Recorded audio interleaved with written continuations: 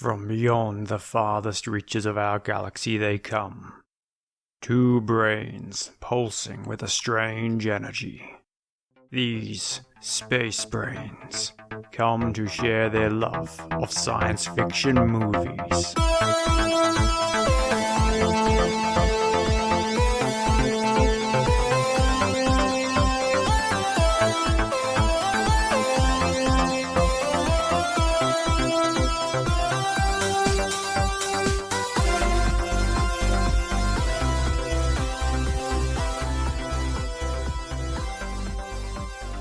Hi, welcome to Space Brains, the show where we joy-watch sci-fi movies and talk about what was good and what was great. I'm Surrey, and this is Mark. Hiya.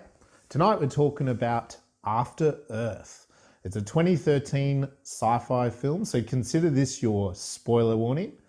It's a film by MNightShyamalan. I don't know if we're going to get that right tonight at all. And stars Will Smith, his son Jaden Smith, and it was also written by M. Night and another guy, Gary Witter. And it's about a crash landing leaves our main character and his father stranded on a recovered Earth about 1,000 years in the future from now. And they have to, Kitai, the son, has to go from one part of the spaceship to another part of the spaceship to get the emergency beacon. He has to travel from childhood to adulthood. Well, that's the symbolism, sorry. We'll get to that. But anyway, it's an interesting little turn of events for our key characters. Yeah, so this is your spoiler warning. It sure is. If you haven't seen this movie yet, then turn back, go have a listen and a watch, and come back and join us. Yeah, come back and listen into the podcast. We're going to tell you all about it. We are. So the first thing is, what was your number one takeaway, sorry, from After Earth? Okay, so my number one takeaway is that even 1,000 years into the future, they have only just started to discover mindful meditation. Oh, okay. Right. I thought we already know about this. Don't we do this in current society? Yeah, but it's not well done. And I think Will Smith is a bit of a fan. Yeah, he is. I can't help but feeling that element of this movie was a slice of his, because he came up with this story and the idea. He did, yeah. And I have a feeling it was a slice of his personal philosophy he tossed in there. And so it's nice to see that eventually we start to get a bit of control over our thoughts. Yeah, and I guess that idea of, he says pretty deep into the film, doesn't he, like about fear, that fear doesn't exist. And I think that's very much Will Smith's personal ethos. So that's what it seems like. Buddhism, Yeah. Oh, well, let's call it a variety of Buddhism. I'm not going to claim to be a Buddhist expert. No, either am I. But I think that is very much where the the Smith clan kind of exists, don't they? Oh, yeah, for sure. Because they're a big powerhouse of Hollywood, and him and his wife, and because they were big producers on this. I think they made this film, as you said. He got the story. I found out afterwards he pretty much wanted M. Shyamalan to be the director. Like, he approached him directly. I did notice in the credits that, him and his wife were the producers. So I think they really were instrumental in getting this film off the ground, So, yeah, I think he left his trademark a little bit more about who Will Smith is inside this film in a way. Yeah, so the other thing I noticed that I took away from this film is that it felt a lot like a sort of almost like a young adult film, sci-fi, but with a slightly, less young adulty feel to it. And I have a feeling that maybe some of the criticism it has received is the fact that it didn't go full young adult. Yep. And it didn't go full, adult or maybe sort of Disney adult, I guess would be the term for it. Yeah, I'd agree with that. Like Avatar, for example, went full what I would call Disney adult. Like, it was kind of a classic story, but many of the themes in it were a bit more grown up, I suppose, than what might be. It was basically the story of Pocahontas, wasn't it? I think people have said, I haven't seen the story of Pocahontas, so I'm going to trust them and take them on their word. But this was the same sort of thing, and I can see that there was elements of the young adult thing where, they had this concept of ghosting, where there's these monsters that will track your fear. Yeah. So then people learn how to control their fear, and that was like this thing, which has a lot of flavors, I suppose, in those young adult movies, like your Hunger Games, where for some unknowable reason, Earth is or at least Pan Am is divided into 13 sectors, which are the controlled, and rigidly sectors. And then you get the other ones like the Giver, where everyone has their emotions taken off them except for one person. And a Divergent, where everyone is strictly within their caste. Yes. Except for the one girl who is sort of across all. You see the theme here is that there's, in the young adult world, when you're a teenager or whatever, it tends to feel a bit like you are an outcast. Everyone else has got everything sorted out, knows what they're doing, and you're the one who doesn't. So it had flavours of that here, where Jaden was kind of felt that his dad had everything sorted out, and that to be a ranger would be the bee's knees. Yes. But he didn't quite have... He just didn't quite make it into the Rangers. Yeah.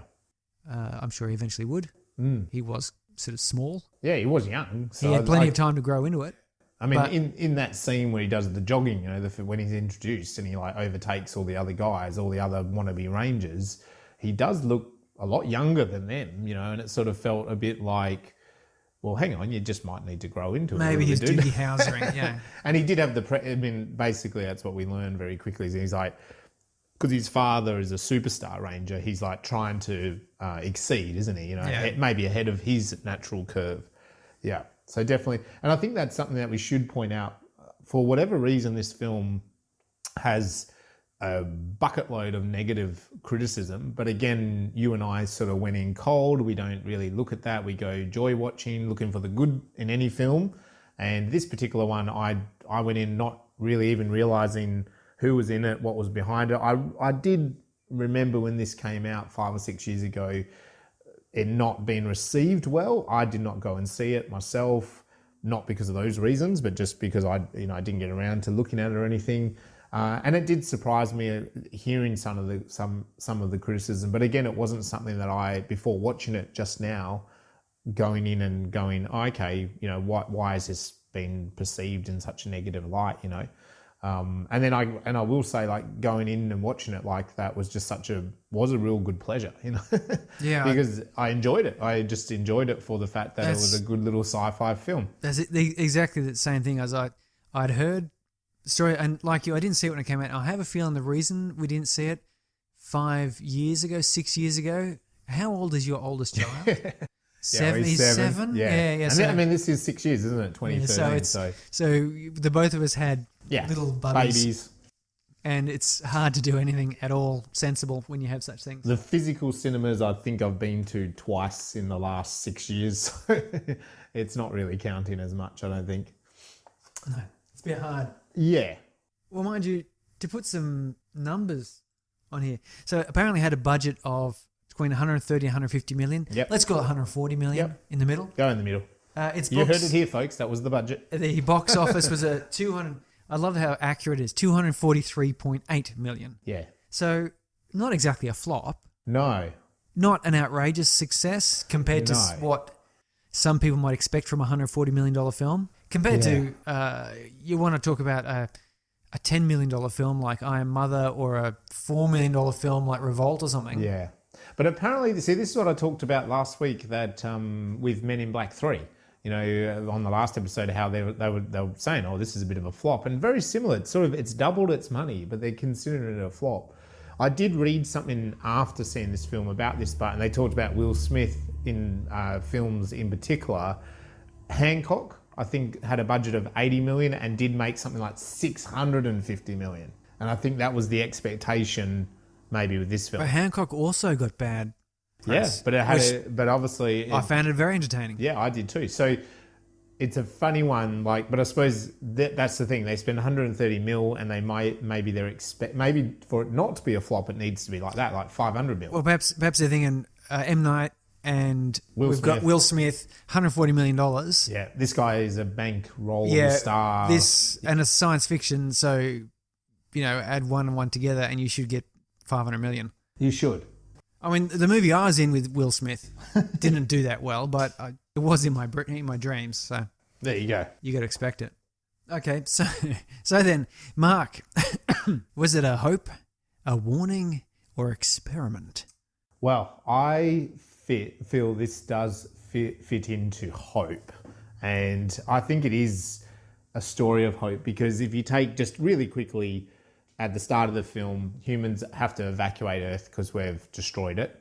We go to another planet. We're number one. We're number one. We've set up another planet where aliens want to kill us and stuff, but we seem to have survived 1,000 years or whatever it is on this new planet. And then where I see a bit of hope is like the fact that when they do come back to Earth, Earth has restored itself. You know, it's not livable for that version of human. And I'm not sure, I mean, maybe you might talk about this in the science fact. I don't know if that's because we've evolved and so we wouldn't really work so well on Earth anymore, or whether it's just that it wasn't quite ready for human consumption. I'm not too sure. But I did like that idea. I felt like right now we're in an era where every day in the news they're kind of telling us that climate change is getting worse and worse. The predictions are getting worse. They're expecting things to speed up a bit quicker. And I think this film sort of touches on that at the beginning, that obviously I really felt at the beginning it wasn't like we've had a mass extinction event or anything, or we've gone to war. It's that we've destroyed Earth beyond repair. It's like it's gotten to a point where it's like, well, we have to move on. The nice thing, as you say, with hope, and I agree with that, is that we had the means to leave Earth, and so we left it completely. Yeah. Presumably to let it recuperate. Yeah. And I don't know how long they intended to do that, but it's still a class 1 quarantine world. And I think that's the little bit on your point, on what you're saying there. When they do come and they're heading, to crash land back on Earth, they're not told this is Earth. We recognize it as Earth. They're not too sure. And it is like they've sent that warning, don't land on this planet, aren't they? Like, this planet's not for humans. So maybe they have really, the fathers kind of decided, we're not going to go back to Earth for 2,000 years or whatever. We have to make it out there somewhere else for a period of time. Then we will be allowed to come back and check on Earth. Maybe. Yeah. I don't know.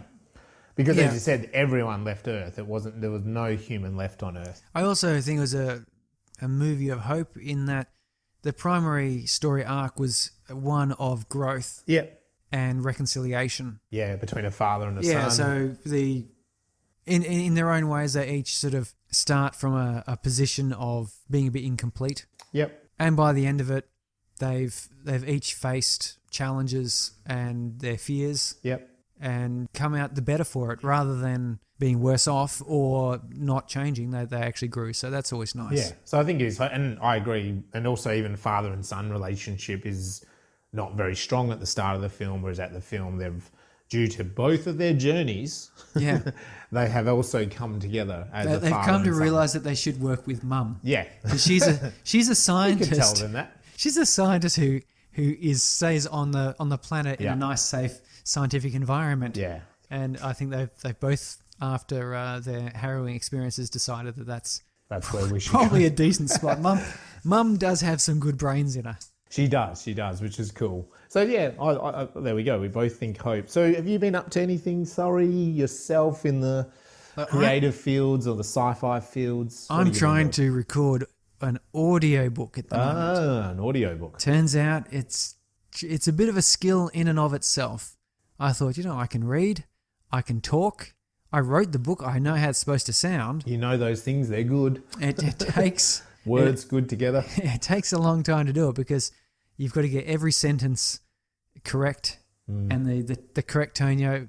I'm sure you've had the experience when you're reading to the kids. You start reading and by the time you're halfway through the sentence, you realise the sentence actually has a slightly different tone. By the end of it, you go, now I started wrong. And that's how I often make up the ending of the sentence to match what I started. So you're not just doing a reading, you're doing a performance. Yeah, it's a performance. You've got to perform. And that's funny because the book that I'm doing an audiobook for is from an audio drama. So I've already done the voice acting, as it were, so-called voice acting for the audio drama, wrote it as a book, and now I'm trying to do it as an audio book. Yeah. And it's a different skill. Each of those three things are totally different skills. And whilst I've got more experience writing, I've now learnt a lot about audio drama production, and now I'm teaching myself how to read a story to people.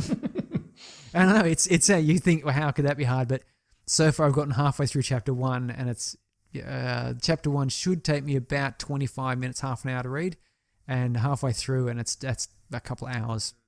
And I think I want to put you under a bit more pressure, but I have a audio recording of Rick Mail doing like children's fables. Oh, and yeah. I've also got some other children's fables, again, because we have little children, and we've put them on in the car. And the Rick Mail one is just fantabulous, it's just fantastic. It's awesome, because he's a very characterful voice. Yeah, and he puts on the little voices. I know one of them is Beauty and the Beast, and he really does do a beast and a beauty, so it's funny as an adult, but it's also like he really, he's a theatrical performer, so that comes across, but I have listened to lots of audiobooks over the years, just adult ones and kid ones and stuff, and it is funny how the voice gets to you, but some of them are very much just read to you, not so much of a performance. Some of them, and I've then got others to say, are.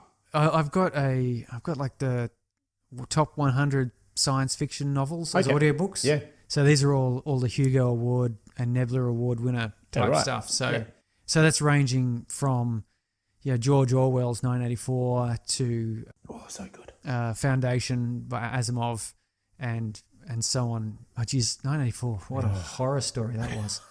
Whew. Geez, yeah.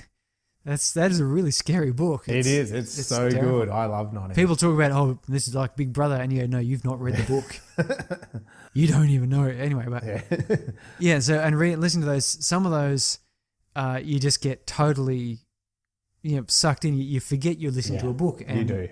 Some of them I had to think about, and I realised that I never read them. I'd actually been listening to them. I thought I'd read the books. Altered Carbon, which is actually a TV series on Netflix. Oh, yeah. I've noticed that. That's the audiobook of that.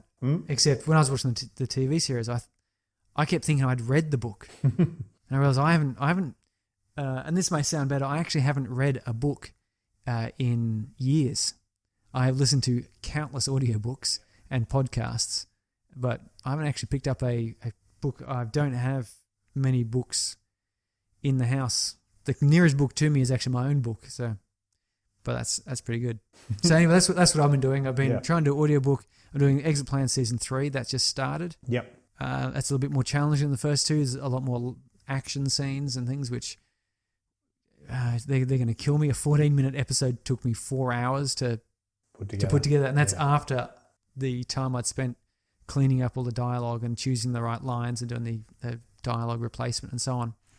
So just... Whew. Busy times. Yeah, for 14 minutes. And most of that time was spent on a 5-minute section. Yeah. Where there was a tussle with a possessed person. Yeah. But anyway.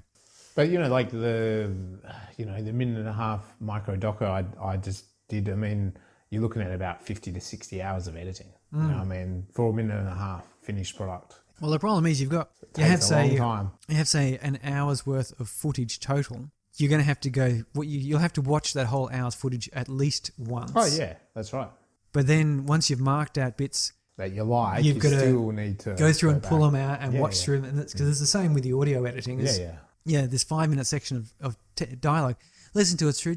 And there's been times where I've been doing some of the episodes where I've gone off script because I listen to it and I kind of go, oh, actually that sounds better. That's sort of a bit wrong there. So I've actually chopped a bit and removed a bit of one sentence and moved someone else's response up earlier and sort of shifted around a bit. And I've had to re-record someone else's dialogue as my own. And then just little changes here. But it can take a long time. I can't imagine how long it takes to do a feature film. I know. Well, I mean, I say that with editing. I think a professional total top board editor is probably a lot faster than that. Yeah, and I think sometimes with they do things on. And I have worked on a couple of films, like you have things like and sometimes AD, this is a job for an AD, but they write down which take is the better one. Like the director might go, take 3 was the best. Then they do take 4, take 5, they get, take 3 was the best. And so they make those notes and then an editor gets those notes and kind of just, so it still takes a volume of time, but they're sped up a little bit more, I think, in the I professional definitely sector, so. Do you know what would also help? A much stronger computer. Yeah. Because I was doing some video editing, these little 7-minute sort of videos, explainers, and that was taxing my machine. And I thought, if I just had a nice big 4K monitor so I get lots of screen real estate to see my full timeline and double or triple the amount of RAM and all the rest of it. Yeah, of course. Yeah, anyway. So all of our audience out there, if they want to donate to Surrey's 4K monitor situation. So 4K modern fun. Go to shop.gravityundone.net. Buy some Gravity Undone Get merchandise. Get a copy of my book. Yeah. Buy a coffee mug. Get yourself a T-shirt, and send me a check of $1,000. Why not? You've got accepted into some Academy of Film course. So it's the Australian Directors Guild. It's called a Directors Immersive, and it's part of the CineFest in down south here in Western Australia festival. Runs over about 4 or 5 days. The directors thing runs over 2 days. I had to apply for it. I had to kind of show them some of my old work, you know, a CV, and then I had to, in the application, you have to have a project. So that script that is 4 pages away from being totally polished to the best of my ability. You had to put in a log line and then a paragraph synopsis of that script. And then also I think there was a question about what you want to get out of these directors kind of looking at your script. So, yeah, and there was a couple of other things in the application as well. But, yeah, so I put all that together over a weekend, just thought, what the hell, I'll put it in. I did apply for something like that last year and didn't get into it. So I thought, I'll put this in. Lo and behold, like 4 or 5 days after the submission, get a lovely little email saying, we've accepted you, from the Australian Directors Guild. So, it's happening in a couple of weeks, which is really exciting. Day one is like it's talks and panel discussions from the directors and things like that. Which directors are going to be there? Well, I think a bunch of Australian directors, because again, the Directors Guild does have everyone from Gillian Armstrong, Peter Weir, the real big players, Bruce Beresford, down to probably someone like Grant Spatura is probably a member now. And so it could be anyone. There's a couple of names, but they've already said a couple of people that I don't recognise. But they've also said others will be announced, or they'll be there on the day. Baz Luhrmann? Maybe Baz Luhrmann. Who knows? That'd be great. I think it's great. Yeah. But anyway, so that's day one. Day two is really exciting because then your script, you get to have, it's either 20 minutes with 3 directors or each director you get 20 minutes with. Again, the wording in the email is not 100% clear. And I actually rang them yesterday just to kind of ask, well, what's the expectation on my end? Like, is it just a real informal chat? Should I be bringing in copies of the script? Is it a PowerPoint presentation? Like, what is the process? And she said, well, look, everyone's going to be at different levels with their application. Some people, I think a little bit like I said with Dust, and a couple of those short films being almost previews for longer films. Like some people might have already done that. Like they might have made a short film that's a part of the feature and they could bring that. And she said, and also some people might not have even written the script. They might just have a blurb, So, there's like 10 of us that have been selected. So, it's really exciting. And, it'd be great. I'm really looking forward to that day too. Like sitting down and getting feedback and awesome. What they think about. They're not going to have time to read the whole script or anything, but just sort of, talking to them through the idea during that time. And you want to hope you're one of the first people. Yeah, probably. By the end of the day, they're going to be a little bit tired. They probably will be a bit tired. 10 people times 20 minutes. The first speed dating. the first script, you're going to get the enthusiasm. They'll probably read more of it and go, wow, this is really exciting. They'll talk. By the end of it, they'll be asking the same questions will be asked and the same things will be repeat themselves. Yeah. But I'm really... I suppose in a way, like it's come out of the blue, and like I said, I'm gonna enter this script into a competition, and I've also got that other connection, and it's just this has come out of the blue now, and it feels like it could be a really amazing opportunity as well, because if there's 3 directors that are real time working Australian directors that have made films like Grant Spatura, just for example, and you're talking to them about your idea, and if they really like that, you just don't know what the possibility. They might go, oh, I would like to make this. You know what I mean? Or they might even turn around and say, look, this isn't for me, but this guy I know, he would like this. You know what I mean? Or they might even say, look, this is who you should approach next. Here's another writer who's very good. Yeah.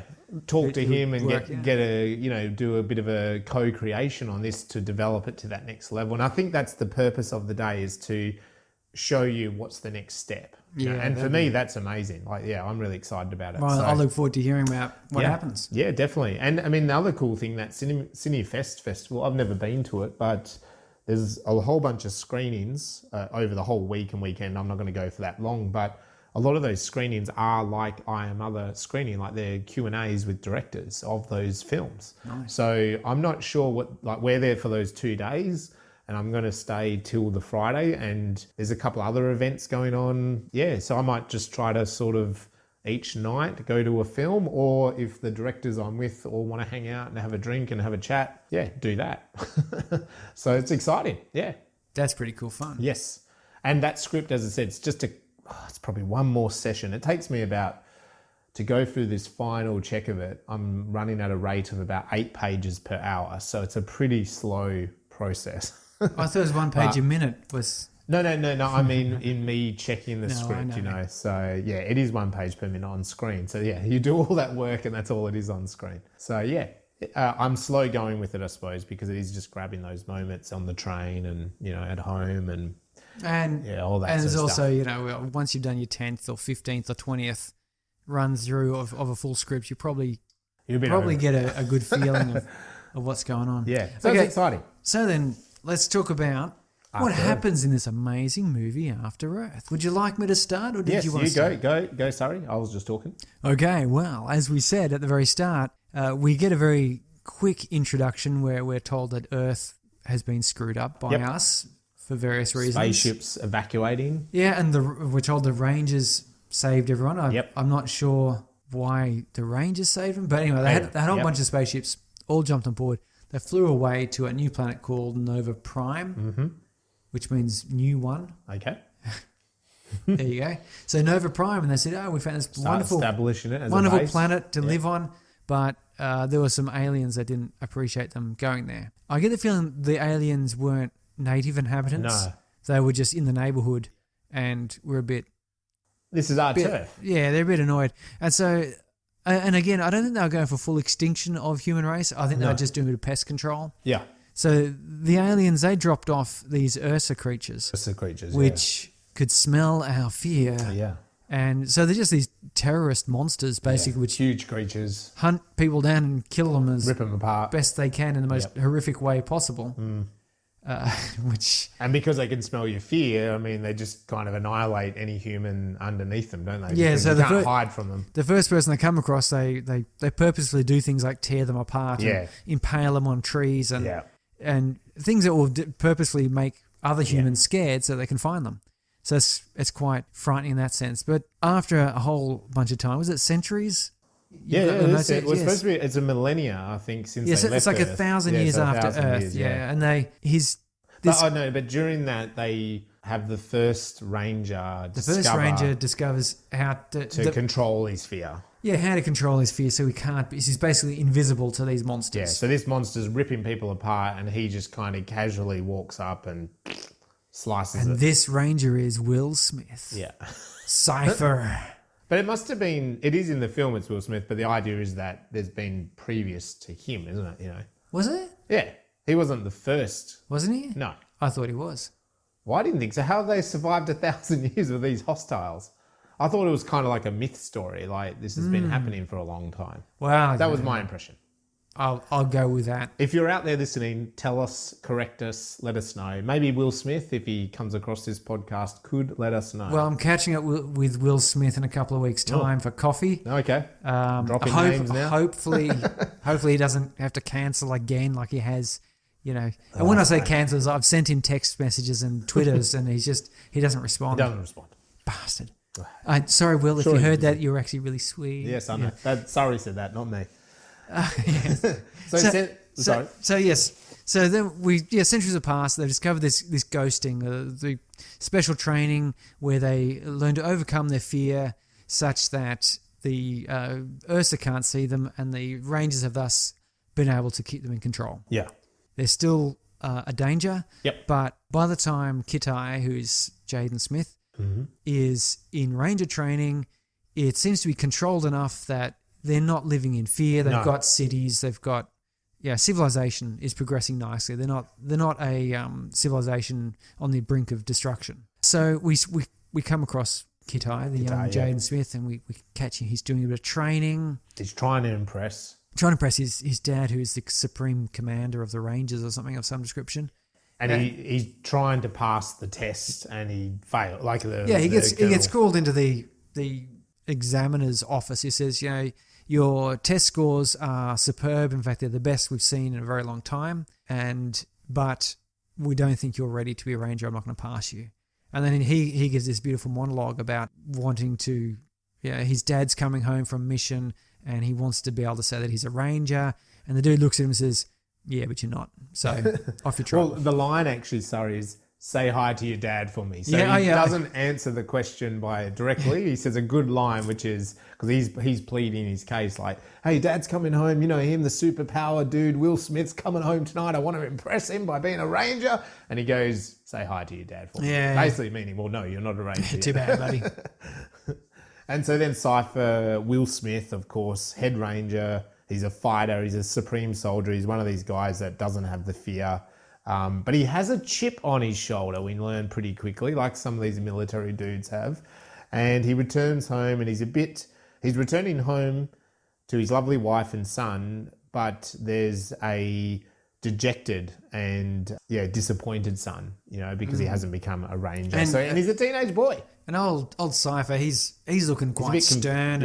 And he clearly doesn't know how to relate to his family very well. He kind of talks to him at the dinner table a bit like a colonel would talk to a soldier. Well, he demands he be called sir. Yeah. Which I've seen in a number of American TV shows and movies. And doesn't work out well, does it?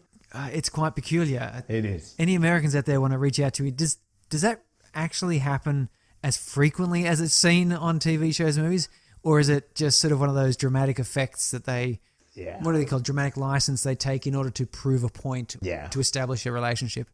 Maybe it's somewhere in between those two. Well, I think it's very stereotypical in the military culture, isn't it? It's like the father returns home. He's been a military man for a long time, and you can't really deal with everyday people. You're expecting people to, you do, sir. You eat your dinner. We move on to the next mission. You know your job, and you do it. You can't be rebuking it because that's not military. Yeah. And his wife tells him, quite sternly. We can see she's a smart woman. She's like designing a building or something, and she actually does tell him what your son needs is a father.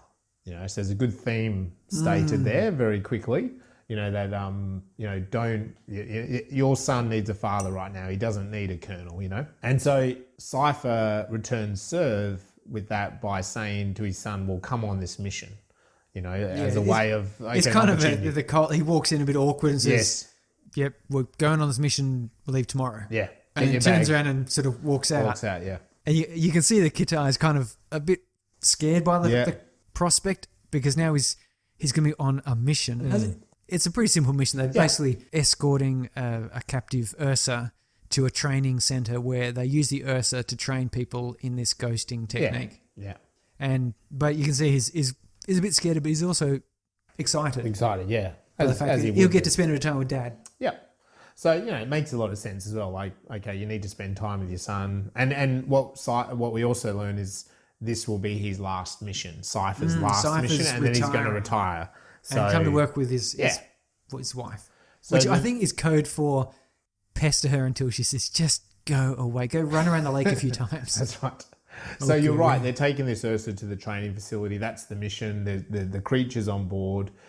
During the mission, Kitai hops up, goes check out the creature, and there's a great, scene of, with the other soldiers kind of saying, well, you can't get close to it, smelling your fear, it's going to jump at you. And we have a couple of quick little flashbacks of him being younger, and you don't learn it in this particular scene, but it's his older sister kind of protecting him because there is an Ursula coming. We just see a couple of flashes of it. We don't see the whole scene unfold. So we know there's some sort of history with an Ursula and Kitai.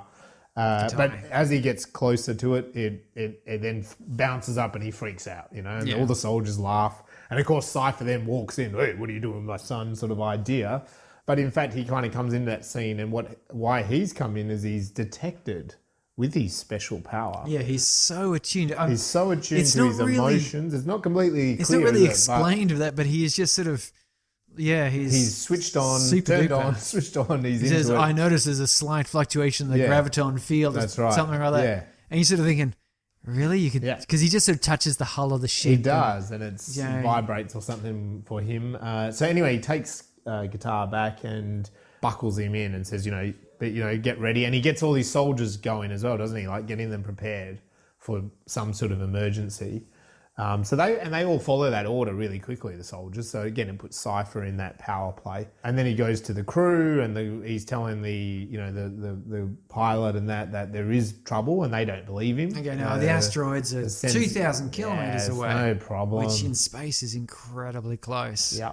But considering anyway, how fast they're probably moving. all of a sudden, they're on top of them, aren't they? Yeah. And he suggests hyperdrive, I believe. Again, is it hyperdrive? I always get this wrong. You always correct me on this. They call it travel. Travel. They said, we've got to travel. Travel. But what I consider probably hyperdrive. It was basically some sort of hyperspace. They just call it and traveling. they say, we can't do that because we're in the middle of the asteroids. He's like, do it. And they do it, and they suddenly end up, and they get a bit hit, I think, as well. Yeah, a big one pops up and smacks them. Yeah, smacks them as they're just disappearing. And they then are, in space above Earth as we recognise it, and they're sent a warning about don't land on this planet. It's a dangerous planet for humans. And there is some sort of device, satellite there as well, sort of saying, this is a category 1 planet or whatever, very dangerous for humans. The pilot's like, we shouldn't go there, but Will is like, no, land on it now. Which did confuse me a little bit because then they seemed to be okay, but then suddenly it was a real major crash land, wasn't it? Well, this is one of those things because you see that on the space shuttle, the last space shuttle that blew up, for example. Yeah. It took off and there's a little flare off one side. Yep. And then the whole thing blows up, blew yeah. up. So, and evidently that was a piece of heat-proofing insulation had come free. Right. And that just destroyed the entire space shuttle. Like one tile just came loose and that made a weak spot. Yep. Blew it up. So pressure of gravity, I suppose. I suppose that this thing was re-entering the atmosphere. It was banged up in just enough that the forces of the air coming in and the heat ripped it apart. Yeah. Screwed it. And so there is a little moment, Cypher and Guitar, he's kind of telling him to sort of stress less, and then he's ripped away, isn't he, Cypher? And then there's blackout, fade out, and the crash site is somewhere on Earth. It's been ripped in half, and so Guitar is the only real survivor because he was the only one in a seatbelt, and so he kind of goes around the spaceship. There's a really cool that membrane door. And yeah. I want to talk about this a little bit later, but I mean, it is very organic, the spaceship, and that was something that is very subtle actually in this film. But then when at the end of the film, I thought back, I'm like, oh, there was a real cool organic matter to everything. The way which they makes didn't a lot have of sense to drawers, me. they had that sort of flaps. Yeah, it had flaps. Rubbery. It was very, rubbery sort of flaps you skin-like. pulled back and sort of reached into and pulled stuff out of. Yep. As a nice aesthetic, and there's a bit to discuss there. Yeah, so anyway, so he kind of seals the spaceship so it's, airlocked again, and he goes looking for Cypher, and he finds Cypher. He's in a pretty bad way with his legs, and we're not 100% sure, but he can't walk at that point in time. He sort of pulls him up to the cockpit, and he's saying, well, there's a beacon. So he pulls out the beacon and it's destroyed.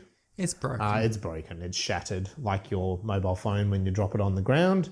But it's done. You think they would have made these beacons a bit stronger, wouldn't you? Yeah, you would think so. Anyway, and then Cypher kind of brings up a cool sort of 3D imagery of the planet, of the Earth, and where the two parts of the spaceship. So the spaceship is broken in half, basically a tail, and he says it's 1,100 kilometers away. And we see that, little dots over the terrain. I thought it was just 100 kilometers. No, it was 1,100. He's not going to get there in 4 days. Huh? Was it 100 then? It was 100. I think it was 100. 100. Okay. Now, because I feel like it was 1,100, and I thought, shit, that is a really long way away. Yeah. Okay. Well, anyway. Okay. Let's say it's somewhere in between. Sorry. It was It was a long distance. It was far enough that you're going to take several days to get there. You're not going to just walk out. The prediction is, well, he says the tail has another emergency beacon, which is fair enough. So it's in the other one. And he says, well, I can't go. You must retrieve it. And there's a great line because he says, you must retrieve it or we will die. Yeah, if you don't, we will both die. Yeah, we will both die. No pressure, son. No pressure. I know you're already trying to impress me, but I just thought let you know what the stakes really were. And you say stakes. The other thing in that scene, it's really clever because the stakes are really all laid out. And I felt that. I felt like there was a real shopping list of stakes for Kitai. It was the distance. It was he'd have to go alone, like he would not be with his father. It's a hostile planet, because he doesn't know really what's on there. They don't 100% know what's the deal. They were told they shouldn't be on this planet. His ranger. He had failed his ranger. That's another thing. So he wasn't quite a ranger yet. The air is lethal, so you have to have these little air pockets, and he had enough of them. He had 6. They would last 24 hours each. So he has just enough air pods. Where he also says that the planet at nighttime is freezing conditions. They will freeze you to death. The Ursa should be dead, according to Cypher. You would expect it you would expect to be dead, and probability of it's alive is low, but it could be alive. Yeah. And of course, we knew as an audience. As an audience, it's going to be alive. So at some point, it's going to be out there in the. It'd be a disappointing move. He got there and he looked in the Ursa cage, and it was just dead. It was just dead, yeah. And then he just picks up the beacon and okay, well there you go. There was a whole really great, raising of the stakes. If you don't do this, we both die. Because there's no other way off this planet. B, it's going to be a really tough journey. You have to go on your own because I've got broken legs. Because, you sort of almost think that if it was Cypher to do this, it'd be really easy. Yeah. It felt like that. It felt like it was Will Smith. He just touched the side of the ship and he knew that there was a meteor storm coming. And he's a mature soldier. He gets it because, very quickly the first thing that he gets in trouble with, is those baboons. And it's like because he throws a rock at them, whereas Cypher wouldn't have done that. Well, Cypher said, don't throw the rock. Don't throw it. Yes. We also then, before he takes off, there's a flashback of the sister saving Kitai in a glass aquarium kind of thing. And there is an Ursa that kind of kills her. So we get the memory that the stakes are raised, that this Ursa is, death. Like if you come across this, and unless you are Will Smith, you're probably going to fuck And we've got, Kitai's got a personal history with the Ursa. So he'll be facing more than just something that kills people. Yeah. He's facing something that has a personal tragedy involved in his... Yeah. And to me, it also felt like you kind of thought, if the sister died, you know what I mean? Like Will Smith, Cypher has the ability to get past his fear. But then his sister, who was much older, she was a teenage girl or whatever, she died. You know what I mean? So she didn't have the power over the Ursa. So it's sort of implying at this point that he doesn't either. It's only really Cypher that maybe has that ability. Yeah. So again, it's like, if you go out there and you find this creature, you're in a lot of trouble. He takes off and planet Earth is beautiful. Except for that enormous spider that gets on his hand that nearly made me vomit. But it's see, again, this is me saying hope. Like, it's like, this is what Earth would look like without humans. Maybe there's a little message there for us. Massive spider on your hand. Anyway. Kitai is very cocky, and he's going around touching trees and spiders, as you say, and wandering through the planet. And he's jogging through. The point of that spider is he freaked and sort of flicked it off, and he slipped down the rocks that he's climbing on. And his dad said, "What's wrong? What's going on? I didn't see that." And immediately sort of says, it was just some condensation. I'm okay. Yeah. So that's right. It's right there. We can see that he will not admit any failure to his dad. Yeah. And again, at this moment... certainly not fear. He's not going to say, a spider's on my hand, I was afraid of it. Because he's Cypher, the I'm not afraid person. Yeah. And you're telling him a spider touched you and you freaked out. And he's going, that's okay. So there's being afraid of Ursa. Okay, that's one thing. Yeah. A spider touched your hand and you just about jumped off a cliff. Well, we're in a bit of trouble. But again, like all of that, like the same with that listing of all the stakes, like Cypher's very, again, general, like a general in the military to a soldier. You have to go out there and do this, otherwise we die. Like, it's not very father-son, is it? There was no emotion of, like this was risking my son's life. Like maybe we should think about something else. Maybe you're not ready for this. Maybe I should try to attend to my leg first. Maybe there wasn't any emotion from Cypher over the decision to send his son off into a hostile planet with all these problems. He just did it. And then likewise with the son, Kitai, he's not telling his father everything because he doesn't want to let him down. So the relationship here is still very strained. We're getting repetition of that. It's not a healthy relationship. You can already see that it's not going to lead to success. No. You're not going to have a successful incredibly dangerous mission with this variety of interaction. So anyway, he goes out planet Earth. It's fun, it's beautiful, but deadly. And he is enjoying it, but it is also, he's cocky and he's enjoying time. They get told there's like, through his senses, something is coming up on him, and it's a baboon, a nice big scary baboon.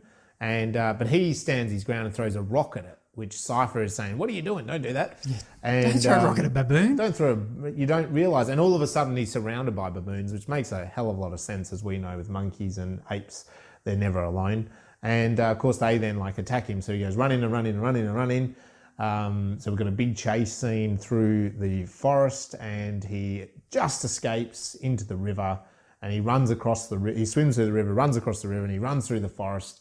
And Cypher's telling him again through his earpiece and his suit that you got to stop, something's wrong. And he says, take a knee. Take a knee to this, take a knee. Which I was really, it was an interesting way of doing it. I know it was like about calm yourself, but I think take a knee is quite a symbolic power play, isn't it? I've seen it in other American shows. Yeah. I think it's something that coaches say to their players, or maybe it is a military thing as well. It's, as you can see, if there's any Americans listening to this, you can tell that there is actually as similar as Australian culture is to American culture, because we're from basically English backgrounds. Western capitalists. There are just things that we really don't understand, calling your dad sir and taking a knee. But maybe if your father was military, same with my father, maybe that is more of a military culture. I don't know, but maybe it's also American. So there are a number of sort of things that maybe we don't quite appreciate as well. So anyway, he's discovered that his body suit is kind of his suit, and I really liked this. I'll come back to it, but his suit sort of changes. And Cypher says, your suit understands the environment and understands your body, and something's wrong. So he says, take a knee, you got to identify something is wrong. So he starts physically looking, and there's this great big leech thing on his left hand. Flicks it off, but it's injected him with poison. The hand starts turning red, and he starts puffing up and swelling up. And Cypher says, get your medical kit, you got to inject yourself, etc. And he's like, very quickly his face is puffed up, and he's like, I can't see, Dad, I can't see. And again, he's saying Dad, but Dad is not responding like that. He's very clinical, but he does guide him through it, and he has to put 2 injections into his heart, and he kind of does one and passes out. Cypher tells him it's worked, but you're going to be paralyzed for a little bit. So he lies there in the forest floor. I liked that. There's a nice juxtaposition between this sort of spaceman, alien, human, in this beautiful greenery, And again, it's kind of like the danger of Earth versus this alien human, Anyway, so then Cypher tells him to wake up after a period of rest, and he kind of blinks his eyes, and he comes back to it, and he's basically saying he needs to move on because the cold is kicking in. And again, we sort of see all the shrubbery is kind of a nice visual effect there of all the shrubbery shrinking and closing in on itself and trying to get warm as it's meant. And he does run for safety. At the same time, Cypher, with his busted up legs, he tries to drain a leg or something, do a bit of a medical operation. Arterial shunt, I think the computer told him to do, which fails. Seemed to be just a little rubber tube from one end of the artery up to another above the break. So it fails for him. So again, he's getting kind of, he's degenerating. Yeah, I think it worked enough that his immediate danger was not there. But he's still slowly dying. Yeah. And he's not telling his son that either. No, he's not telling his son that. And then at the same time, his son, when he's protected from the cold and rain, he questions the situation back to Cypher, the mission a bit. And in part of that, he also realizes that he's broken 3 of his air capsules, which we know that each one lasts kind of 24 hours. He now doesn't have enough to get to the tail and back. Yeah, he has. So it's kind of like he might have enough just to get there, but not enough to get back. Yeah, he has 2 left. Yeah.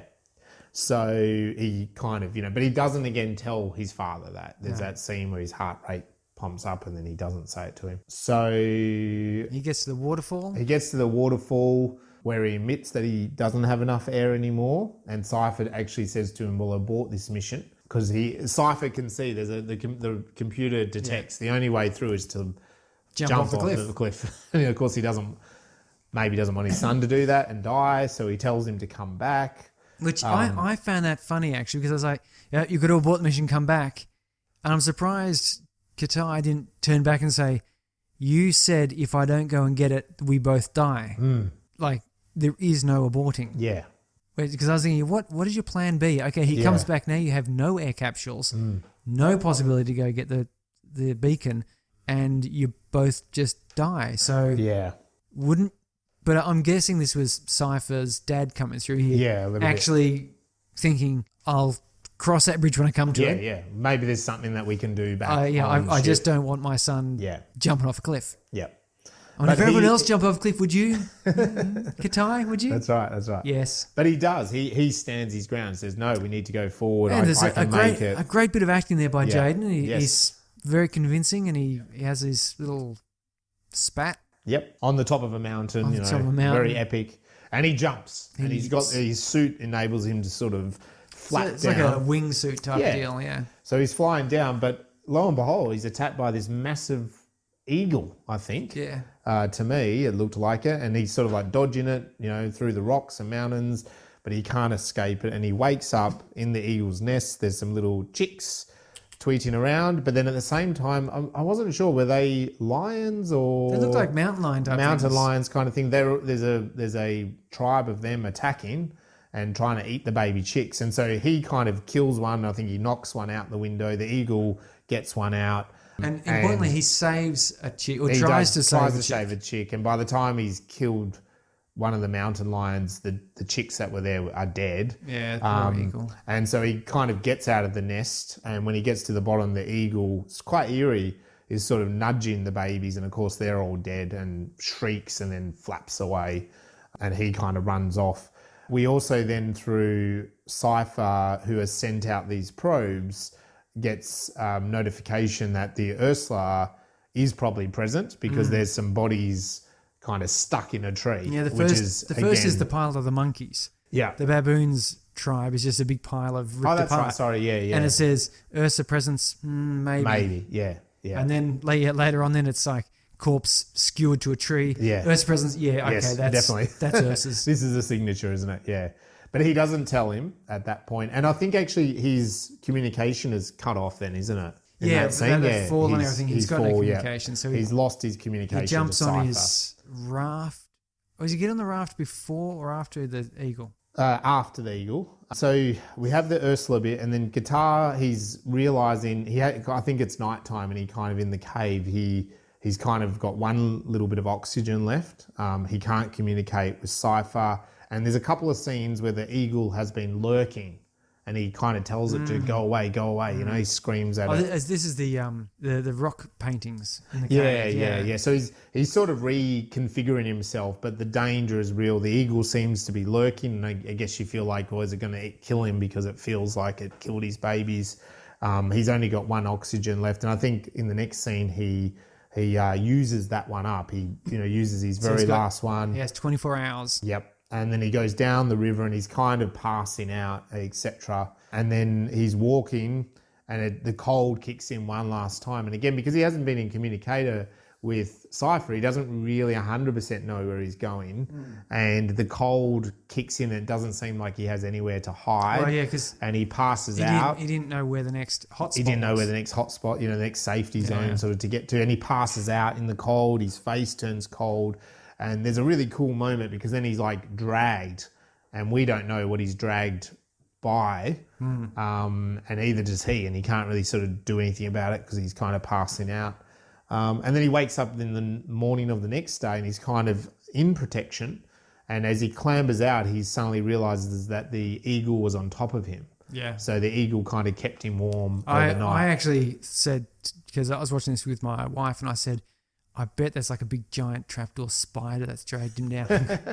He's passed out on the nest and it's dragged him down. He's going to wake up. Well, my first thought was, is there actually a human? You know what I mean? Like, is there going to be like a tribal human here? Are they going to go down that realm of, is there a native? Because we saw I know that when he passes out in the cold, you see a little black shape or something, like a really foggy black shape. And then he's just dragged. And the way he was dragged, it felt like, something was struggling to drag him a bit. So, yeah, to me, it wasn't like the Ursa. It felt like something was doing. So, yeah, it was a nice little touch, that, of the eagle, I thought. And, yeah, he's out of there. And he comes across the tail of the spaceship, which leads him to more air capsules. There's a whole bunch there straight away. Well, it's a cargo hold, you expect. But he's going to open up those weird rubbery flaps. He does. Yeah, the flaps. Yeah. So there's air, so he's good again. He finds the beacon. There's a new weapon, and he can communicate again with Cypher. So it's a big win here. Like, he's suddenly back in charge. He has all those little wins, and then he also discovers... No, he can't communicate with Cypher yet. No? No. Cypher's drones catch up and can watch him. Oh, okay. But he can't talk to him. He can't actually talk to him. Sorry. Yeah, so Cypher gets to see what happens. Cypher gets to see him, yeah. And then he finds the Ursula pod, and it's all gooey and open, and as we predicted, there's no Ursula. There's none there. And yeah, so he's looking around trying to use that beacon, yeah. But it can't get through the atmosphere. Yeah. And so he looks across and there's this great huge volcano. And that's why, like Cypher's going, you got to go up the man, you got to get, because he can't hear him. Yeah. You can only see him. Yeah. And he does. He goes, well, going to go up that damn mountain. Yep. So he climbs up that mountain, and we know that the Ursa's going to be pretty close behind. Yeah. And he gets to a ledge and he tries it and it doesn't work. And he hears something and he's like, oh, what? And he goes there and climbs up into the mouth of a cave and tries it sort of up there, and it doesn't work. And then he goes, well, I better scamper and hide. So he scurries down and hide. And then we get this combat scene where the Ursa suddenly appears, and there's a chase through the caves, and there's crashing of rock pieces and minor wounds on both parties. And then he climbs up a chimney type thing, a fissure. Yep. Uses his cunning skills to kick the Ursa and uses his weapon to get up. Climbs up there. And it's a good little battle. And there's going to be a little fight there, and he's trying to turn the beacon on. Yeah. And you can see it's working-ish. It hasn't actually sent the signal, but it's going connecting. Ursa jumps up, knocks it out of his hand, of course. They have a struggle. Yep. And in that struggle, he gets quite badly hurt and thrown on the ground. Yep. And that's where he remembers his sister has a little message for him saying, it's time for you to get out of the box, the cage. And we see him, he's in this little aquarium, because the whole time up to them, I was saying to my wife, why didn't she get in there with him? Why didn't they both just come? And the reason is because it was actually very small. Yeah. And he fit in there because he was just a little kid at the time. Yeah. Maybe it was a little terrarium with a turtle or something. Yeah. But he was in there, and it was perfectly clear so he could watch his sister get killed by an Ursa, which is nice. And then he remembers what his dad said about fear, that fear wasn't real. The danger is real, but fear is, thoughts about something that might happen that hasn't happened yet. Yep. And this, as I said, this is one of these, I suppose, philosophies adapted from Buddhism, where perception is what is reality, and fear, as it says, fear is not real. Fear and anxiety are concerns about the future and the past. Yeah. When the only thing that is happening, the only time you have is now. Is now, of course. And so that's where he enters his Zen state. Yeah. And the Ursa suddenly crawling up to him, and then just walks straight over top of him, and he realizes, well, that's how it works. Can't be seen. Yeah. So then he stands up, and the Ursa's hunting for him, but can't, of course, detect him. And he kind of, he turns on the weapon, dives on top of him. It's a battle to the cliff, the edge of the cliff, and he stabs him. Yeah, it gets a couple of times. Yeah, a couple of times in various ways, and each time a bit more blood spurts out, and he's dead. The Ursula is dead. He stands victorious again at the edge of a cliff, on top of his fallen foe, top of a mountain, top of a volcano. It's can I get much more heroic than that? Yeah, and he turns on the beacon, and boom. Very quickly, help is arriving. Yeah. For both of them. Then we have a final scene where we see them sort of rescuing Cypher, cutting through the spaceship and stuff like that. But then we have that final scene of a guitar coming down and a corridor, and there's another soldier watching him kill the Ursula. And then he kind of comes across, there's all these people trying to help Cypher, his dad. And his Cypher, which is a salute to earlier in the film where there was a wounded soldier that saluted Cypher. Oh, yeah. Cypher then he wants to stand up and salute his son. And again, it's a nice little moment because he's doing that, but then the son just kind of like runs and wants to hug his dad, you know. And they hug each other, and that's where that line is like, why don't we... I don't want to be an arranger anymore. I want to work with Mum. And he's like, me too. He says, yeah, me too, man. Yeah, and that's pretty much the end. Yeah, it was wonderful. It was a very nice sort of story. As I said, it had that feeling of that Disney sort of feeling, the way it had that whole well-rounded, perfectly paced story with the message, the meaning at the ending. It was very, very entertaining. I thought the whole way through. I said, as far as experience of watching it, I watched it with my wife on the Saturday night while the kids were at Nana's. Yep. So we actually had the lounge room to ourselves at that time. Nice. And we watched that, and we were not disappointed the whole way through. We found it entertaining. It was never a challenging or terribly thought-provoking. No. But there was good action there. There's good special effects and some exciting scenes. I think Jaden put in excellent acting. Yeah, I think so too. It was quite convincing. Yeah, and I was lucky because I got to watch it. I watched it on my own. Everyone was out. The kids were in bed and my wife went out, and so I got to watch it on the big TV again, and I was very much the same. Like, sure, it didn't really make me think, but I was really entertained from start to finish. I really do think, like, when you get into the fun and games, like the baboon, the leech, the air, the breaking of the jumping off of the cliff, the eagle, like all those scenes, it just went boom, boom, boom, boom, boom. Like there was probably a solid 30 minutes there where basically everything is just getting worse for our main character. And you really I went on that ride, and it was interesting what's going to happen next, what's going to happen next, what's going to happen next. So it did really feel the stakes were just constantly raising, which is really good of a big Hollywood action. So yeah, I really enjoyed it. And then at the end, like, it felt resolved. It felt like I'd been taken on enough of a journey. I felt entertained from this film. So I think that was really good. So what about the good old ladder then? For myself, I am putting this in at number 6. So I'm putting it after The Beyond and before Tal, which was our last episode there. So starting with The Lobster, I Am Mother, Other Life, Passengers, The Beyond, and then Afterlife comes in for me. There. I was going to put it underneath Revolt, Above the Darkest Dawn. Okay. Yeah. Yeah, because I liked, for example, Tau, the artificial intelligence. Yeah. Yeah. Call me a sucker. We talked a lot about that. Listen back to that. Call me a sucker about for computers. But there you have it. And likewise, The Beyond had this lovely description of wormholes. Yeah. But yeah, it was certainly a very good, very entertaining movie. I think my kids would love it too. Yeah. Yeah, definitely. Yeah. So we don't need to, we've sort of really gone through the plot points, but what was maybe just one scene, one really good scene that stood out to you? What, just the number one? Number one is the cliff scene. Okay. So he's standing at the very top of the waterfall. It's this massive cliff and it's thundering water everywhere. You can't see the bottom. Can't get out.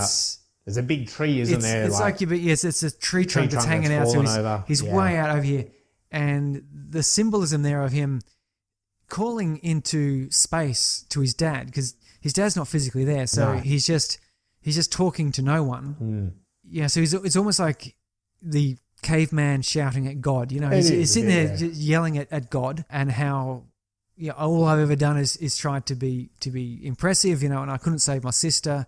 I'm going to do something. Something's got to change. Something's got to happen. Things are going to change. And then just to punctuate something's got to change, he literally jumps off the cliff. Yeah. Like you cannot get more. It's a real good symbolic. It's a literal and a metaphor at the same time. It works in the movies. It's epic. Jumping off a massive cliff.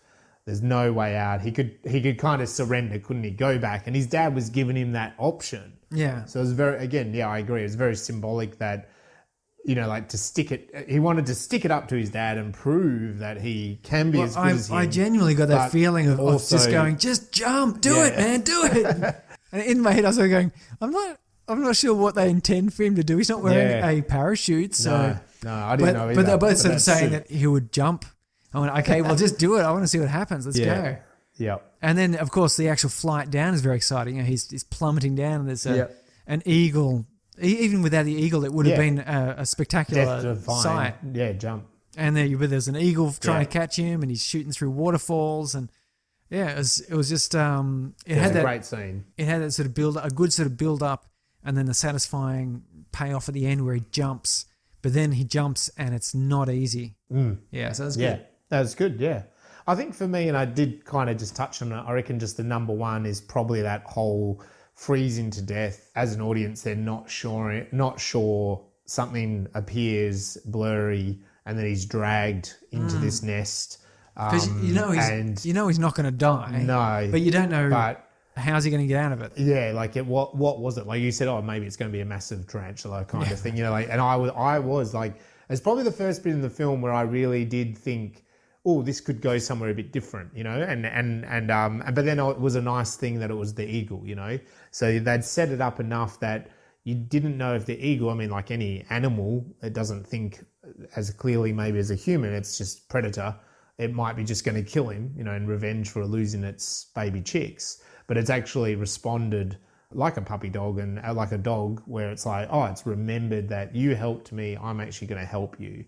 And it helps it. And without it, he would have just died, and that would have been the end of the story, which would have been a bit deflating. So I think it was a nice kind of, you know, heading towards that peak of the movie, heading towards the climax that, you know, there's nothing else really for him. He really will die. He needs a little saviour moment, and the eagle is that moment. And it turns out he was dead all along. That's right, yeah. Which is what we'd expect. Surprise! What a twist. But we don't get that in this film in that way. But again, if you talk about save the cat, something dies at that moment, isn't it? It's the all is lost moment. And it does give him that bit of inspiration to carry on, because this animal has sacrificed itself so he could survive. Yeah.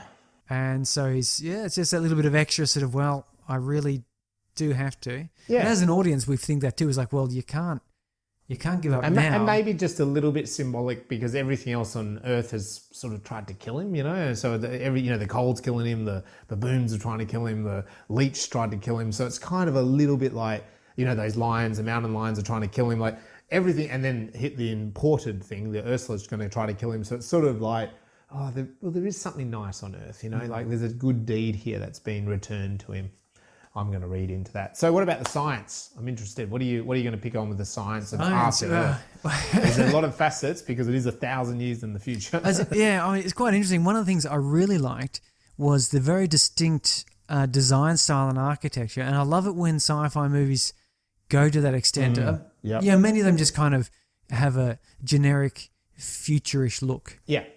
But some of them go that extra step and have a very distinct style. And this one had it.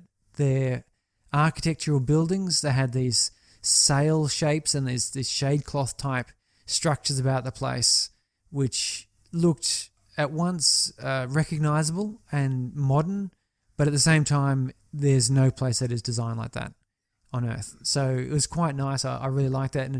And kind of creating a little ecosystem on its own. That design follows through all the rooms they're in, and even the spaceship had that same sort of feel to it with those... they didn't use white. Yep. Like it would have been tempting, and a lot of future movies have just white things. They do, don't they? White. But there's this kind of this bone ivory kind of... like you said, slightly more organic sort of look to it, which I think was quite a nice touch. That it was... And even Will Smith had a kind of like a tablet, but it was like a rubber tablet, wasn't it? He rolled it up on his leg. After dealing with it, he rolled it up. Yeah. Although we're getting that Samsung's just about to release a foldable phone, so it's a flip phone. Yep. But it's a full screen touch phone. I have seen a YouTube about that. Yeah. Geez, I don't know how that's going to work out. The first round of that has been recorded. Yeah, they recorded the first one, so it didn't work. It didn't quite work right. Yeah. Yeah. So anything else in science? Well, one thing that I really liked was his suit. Yep. And the way it changed colour and generally the tiles on that spaceship when he was there, it looked like the little tiling would become transparent at times and do other things. And I was reading just recently, there's some research in metamaterial science. So metamaterials are generally composite materials that we make which have properties that generally don't occur in nature. Right. And we do it by... manipulating surface features and I guess the composite structure at a nanoscale level. So there's a couple examples of this. One is work on an invisibility cloak, as we've heard. So the idea is that if you... Harry Potter.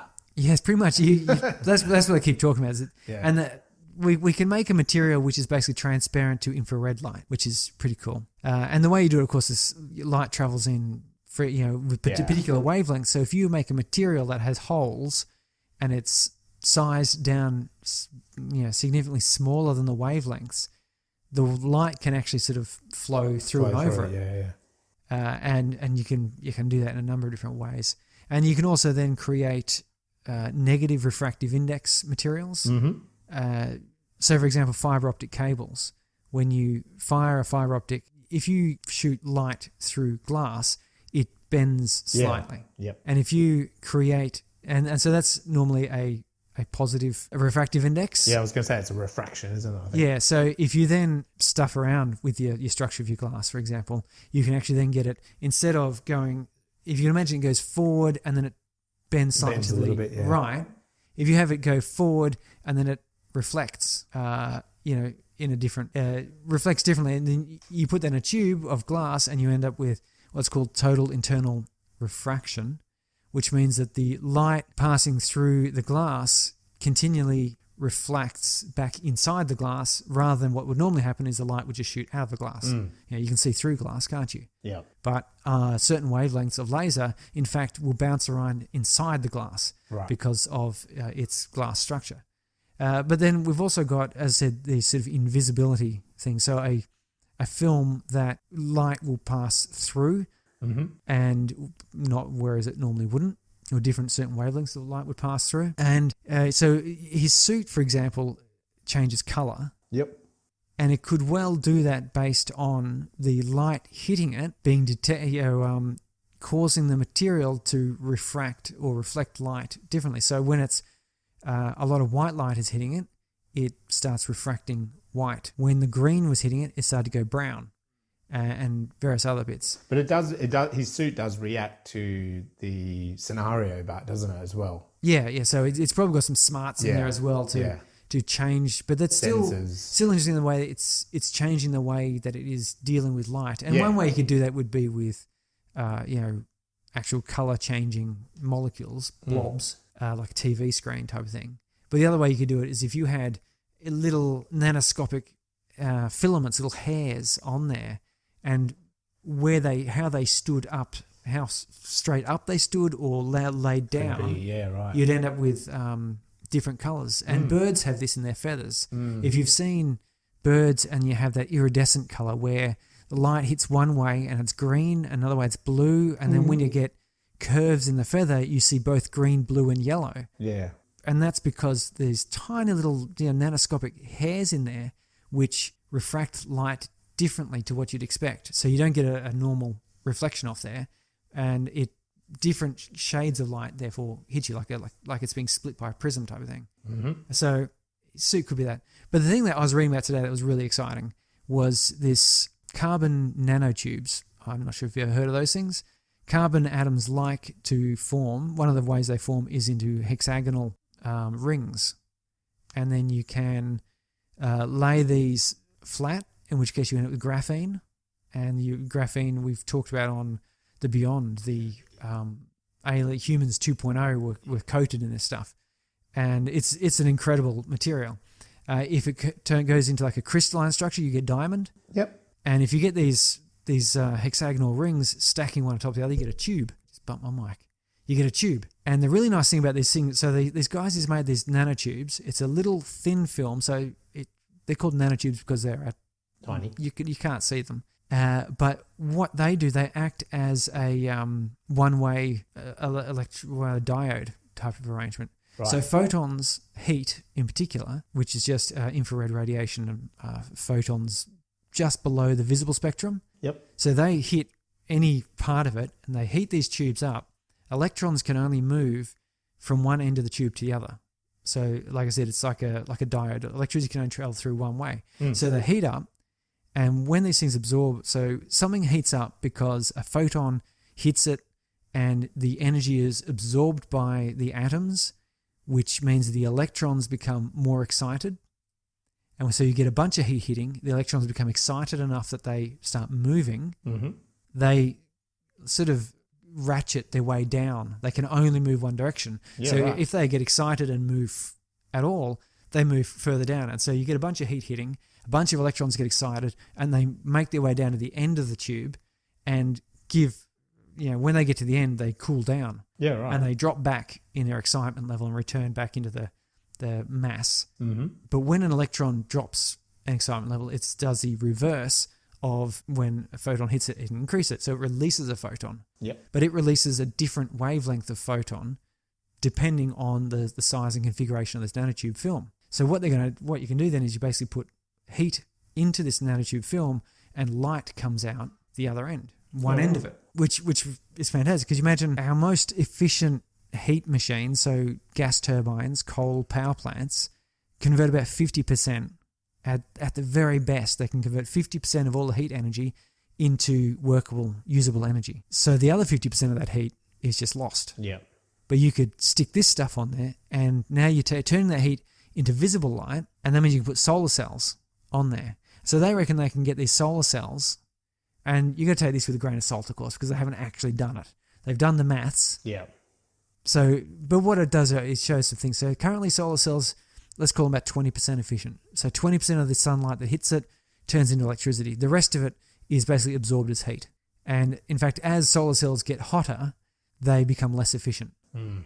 Oh, well, yeah. Don't get it. They get less efficient. Keep it simple, sorry. So you stick this film on there, and you can direct which direction the electrons travel on, thus which end the light comes out of. Yep. So you can put the film on top, so the light comes out pointing into the solar cells, and they reckon their little maths has come up with an 80% efficiency. So 80% of the sunlight that hits there gets turned into energy. Wow. Which that's like quadruples. It'd be a game changer, wouldn't it? Yeah, quadruples the effectiveness. So your 1 kilowatt solar array on your roof of your house would be able to become a 4 kilowatt. Wow. Just by painting, I say painting, but putting this film on there. And then anything that produces waste heat, like I said, gas turbines, coal power plants, hot days, would be able to produce additional visible light. Yeah.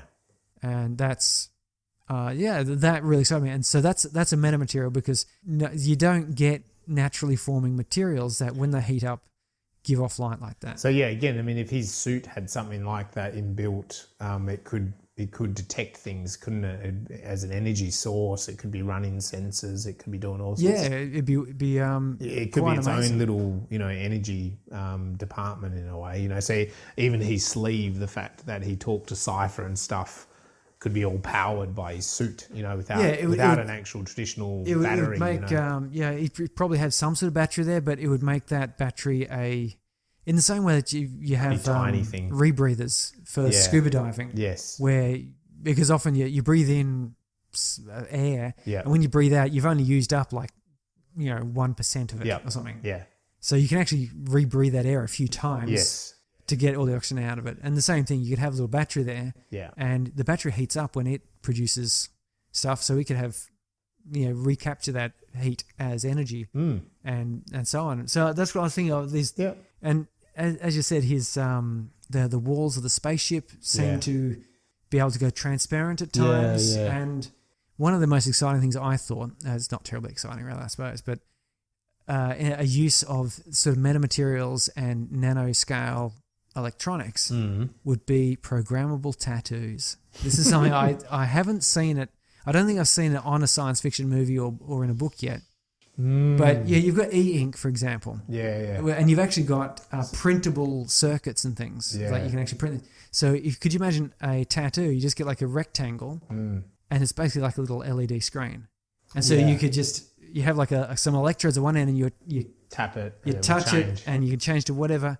So you could have a full face tribal tattoo if that's what you require. When you go into work in the morning you turn it off. As a face model, you turn it off. Yep. Yeah. Interesting. I always thought that would be pretty exciting. Yeah, definitely. But no, they decided to have a colour changing suit for him. Yeah. I think it did a little bit more than just colour changing as well. Yeah, we never saw him go to the toilet and didn't eat. So yeah. presumably it must have stored food and water and quite sophisticated maybe technology. filtered water for him and so on. Yeah. But I think that was also a good thing with the sci-fi. We've touched on it, but the sci-fi of this particular ship is and their technology was, and we've touched on it, like the flaps and even those little AirPods. They were little circle rubbery things, and with some sort of liquid in it. It wasn't a mask, and he sucked it, you know what I mean? Like, that's quite interesting. It was quite organic, and it coated his lungs. And it coated the lungs. It wasn't like it. Yeah, it reminded me of something else. I'm trying to remember from an old sci-fi thing. I'm sure I saw that they do that and then they go underwater. They can swim. They can breathe underwater or something. Yeah, why does that sound familiar? Yeah, maybe that's Harry Potter with the gillyweed. Oh, maybe it is. You know what it is? It is. That's where I'm seeing that. So, yeah, maybe there's a connection there. It is. That's exactly what I'm thinking of. That's the reference point I'm thinking of. Similar idea. But I like this idea, like as a costume / design opportunity in this film. That it was organic. The spaceship, when it was intact, it was like a stingray. That's how I saw it. And it was interesting how it was also shot from underneath, because it looked like it was a stingray. It was a stingray spaceship in space, but the way it was shot, it kind of looked like a stingray in the ocean, I thought, And again, that was a bit organic, And you're right, like when Cypher hopped up, he kind of touched, his sixth sense was tingling. His spider sense was tingling. Or his sixth sense is a better reference because of the director. But, he touched it, and you're right, those little tiles kind of shifted, And, even though it had some traditional technology of a seatbelt, still got seatbelts, it was organic. When it did crash land, I was a little bit confused at first, but it made more sense as the scene opened up, and that door kept like going, and of course air was not functioning. It wasn't like it was breathing. It was, and then when he kicked him out, it sealed it, and I kind of went, oh yeah, right. So it was like a curtain, but it was very organic, and obviously that was the seal of in the internal spaceship. So I thought that was a cool sort of set design feature in this film, that organicness of it. I said they seem to have got a good designer there, from the architecture of their alien world. And I'm going to use the word eschewed. They eschewed the usual trappings of sci-fi. Hello. So they moved away from just having, I suppose, sort of chrome and glass pods and this sort of the clinical future.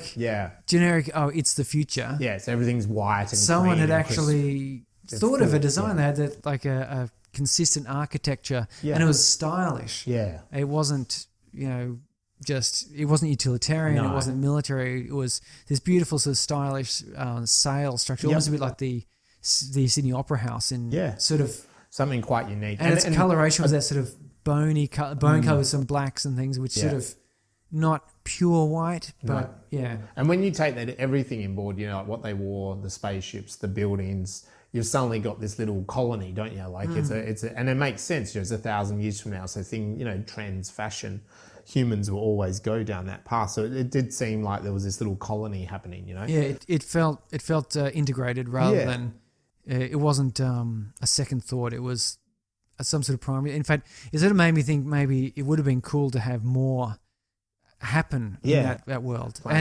Evidently it was planned to be the first of a series. Right. But merely bringing in $240 million was not enough for the powers that be.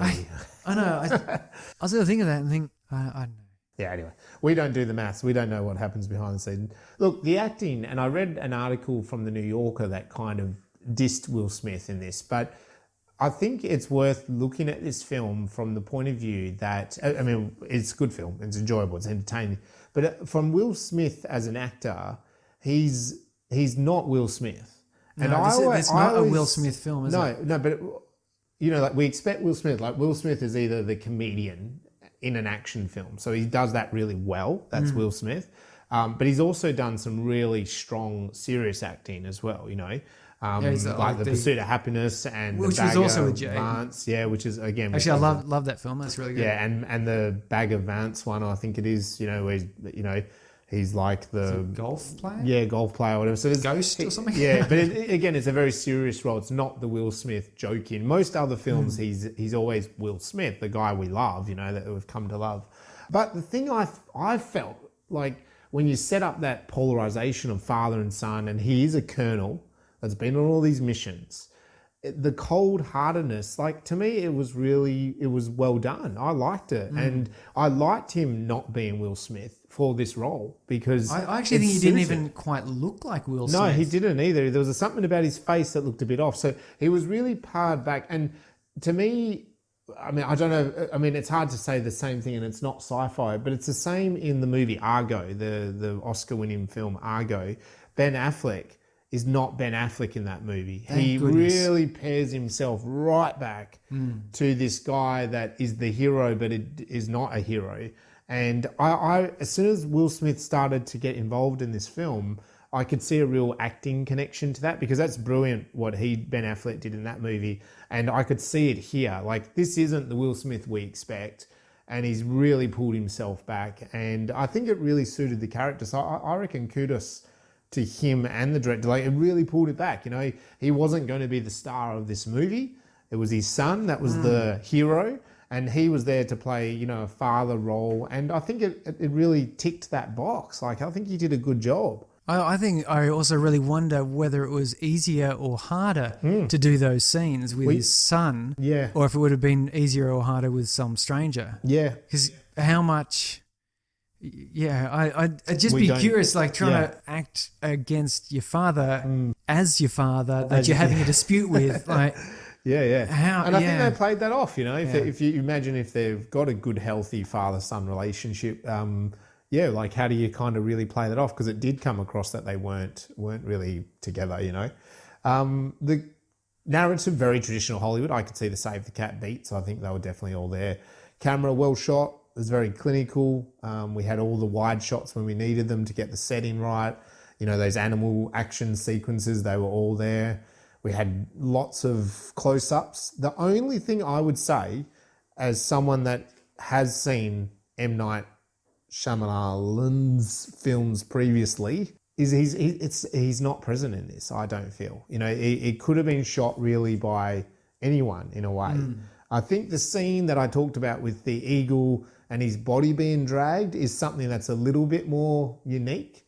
But his other films, when you think about The Sixth Sense and Unbreakable and The Village and Signs, that, you know, all those sort of ones. Oh, just trying to, what's that other one of his in his earlier career? Like, there was always that Hitchcocky feel to them. There's the thriller, there's the twist, there's something a bit unusual. There's a tone of eeriness to it all.